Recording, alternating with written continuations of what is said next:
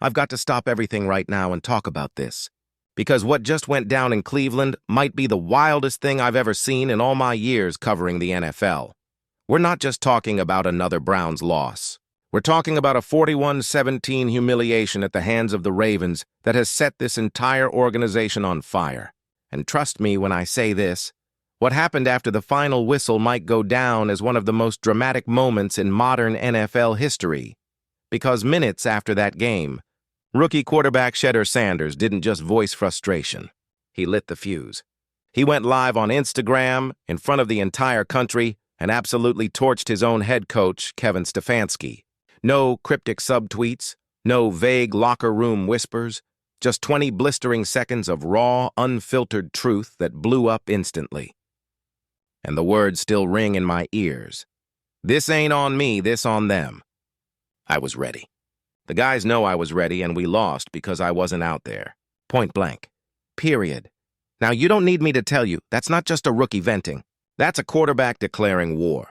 That's a fifth-round pick stepping out of line, grabbing the mic, and daring the organization to silence him. And let me tell you something, the Browns tried.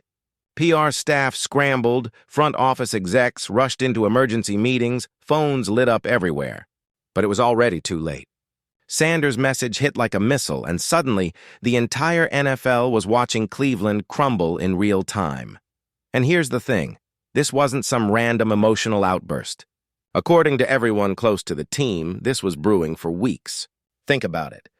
Stefanski kept rolling out Joe Flacco, an aging vet who looked cooked from the jump. He even gave Dillon Gabriel, a third-rounder still figuring out how to read a defense, more chances than Sanders. And all the while, Shedeur sat on the sideline, helmet on, watching the offense put up historic levels of incompetence. He played the good soldier. He kept quiet. He encouraged his teammates. But yesterday, that was the breaking point, and the fallout, oh man, the fallout was immediate. Social media exploded within minutes. Hashtags like Fire Stefanski and Justice for Shedeur were trending nationwide. Cleveland sports radio was jammed with angry callers demanding a coaching change. Even die-hard fans who weren't sold on Sanders before, they're united now. For the first time in forever, the entire fan base is pointing to one guy and saying, that's our quarterback. Start him, now. But this story isn't just about fans, it's about the locker room. And from what's leaking out, the divide is already clear. Skill position players, most of them are riding with Shedeur.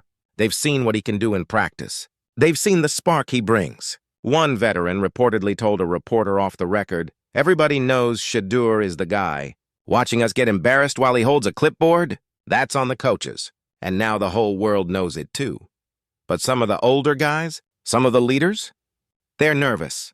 They see a rookie taking on the head coach, and they know what that can do to a team's chemistry. And then there's ownership. Jimmy Haslam, the man who signs the checks, is apparently absolutely livid. Not just about losing, but about Stefanski refusing to put Sanders in while the offense drowned. Multiple reports say Haslam confronted Stefanski directly after the game, shouting so loud people outside the office could hear. He straight up asked, why hasn't Shedeur gotten his chance when nothing else is working? That's the owner. That's the guy who can fire you tomorrow. If Stefanski doesn't realize his seat is on fire right now, he's delusional. And just when you think this couldn't get crazier, enter the NFL itself. Yes, the league office. Word is that Commissioner Roger Goodell himself reached out to Browns leadership about this situation. That's unheard of.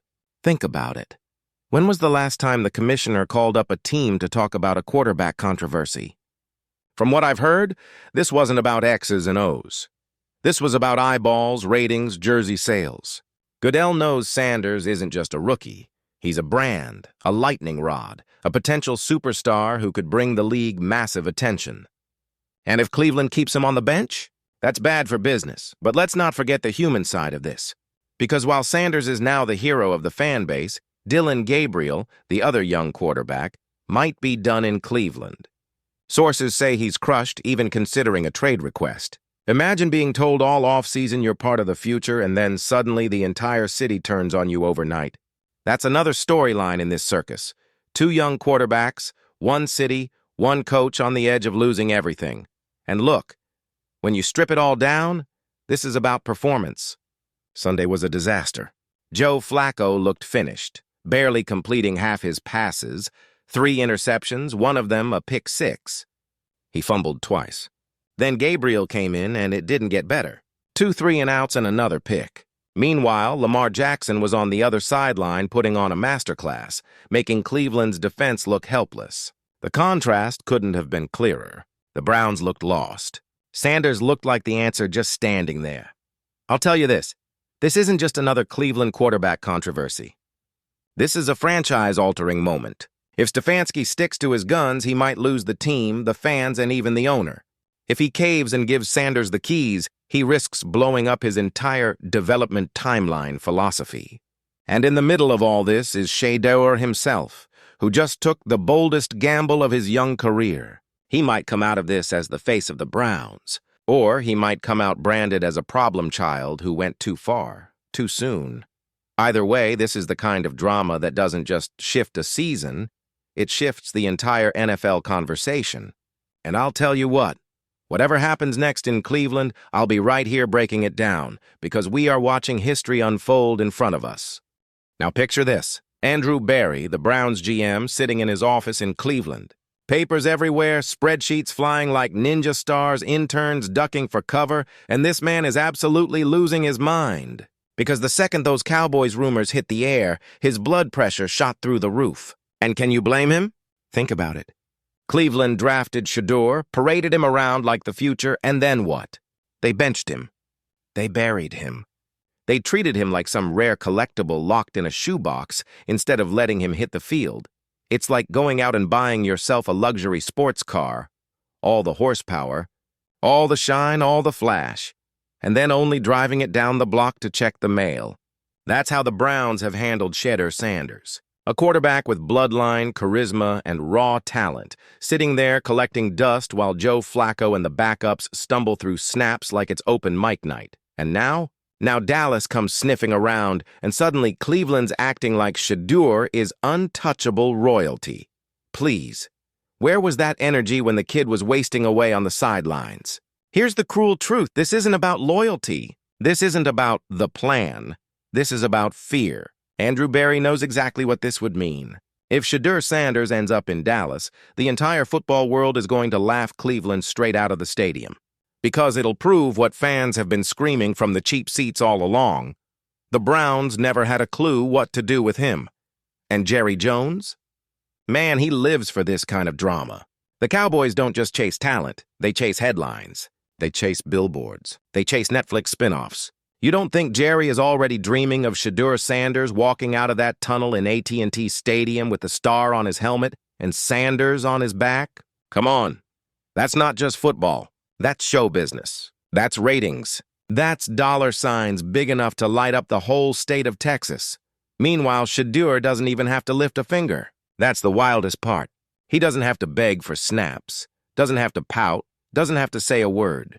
He just exists. And the Cowboys whisper his name, and suddenly he's the most valuable quarterback Cleveland never even bothered to use. He's sitting in the calm eye of the hurricane, while Andrew Berry is out here pacing the halls, muttering about wasted potential, probably throwing Nerf balls at the wall like it's going to change something. But let's get real for a second. Fans aren't stupid. They've seen it all. They watched Cleveland draft Shedeur like he was going to be the savior, only to stash him in garbage time minutes with teammates who were already planning their Uber rides home. They've seen Stefanski refuse to budge, keeping Shedeur wrapped in bubble wrap like development means standing around with a clipboard clapping for washed-up vets. And now the Browns want to act shocked that Dallas sees gold where Cleveland saw nothing? That's not development. That's sabotage, and that's why this rumor cuts so deep. Because if Shedeur really does end up in Dallas, Cleveland won't just lose a player. They'll lose credibility. They'll lose face. They'll lose the one thing this franchise desperately needs, the belief that they can recognize and develop greatness when it's right in front of them. And the worst part? Everyone will know it. The whole football world will be pointing and laughing while Shedeur shines under the biggest spotlight in the game. So here's the bottom line. Shedeur Sanders has been patient. He's been humble. He's done everything right. But at some point, he has to choose himself. Because Cleveland sure as hell hasn't chosen him. And if that choice leads him straight into the arms of Jerry Jones and the Cowboys, well, Let's just say this.